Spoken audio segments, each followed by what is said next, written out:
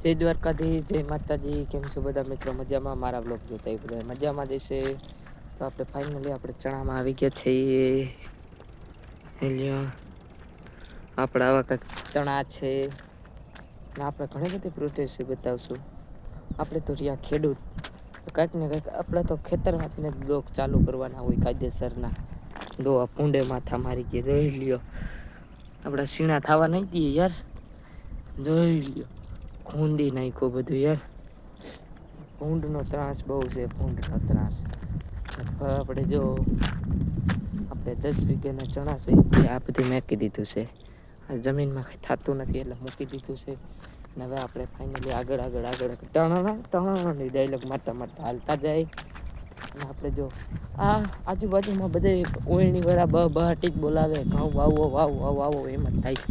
જો અહીંયા ઘઉં હાલે, જો દેખાય મિત્રો, તો ટ્રેક્ટર જાય જેવું તેવું દેખાતું હોય છે. જો અને બીજા વાવે એવું નહીં હો, આપણે પણ ઓયણી હાલે છે. આપણે ઓલા ખેતરમાં આગલા અડદવાળા ખેતરમાં આપણે વાવે છે ઘઉં. આપણે રખડવા ગયા હતા એટલે આપણે મસ્તી લોકેશન જોઈ ગયા એટલે બ્લોગ શૂટ કરવાનું કામ થઈ ગયું.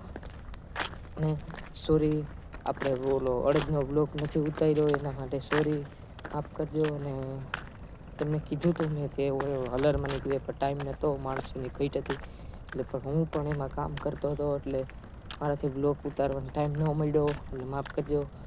અને આપણે એક ભાગ નીકળી ગયા અને બીજા ભાગથી હવે આયલા જાય છે ઘરે, એટલે કન્ટિન્યુ બધા બ્લોકમાં બના રહેજો. હવે આપણે મળી ઘઉંમાં. ફાઇનલી મિત્રો આપણે જઈશું ગામમાં. હવે આપણે ઘઉં પછી બતાવીએ. હવે આપણે જઈશું ગામમાં. બ્લોકમાં બના રહેજો.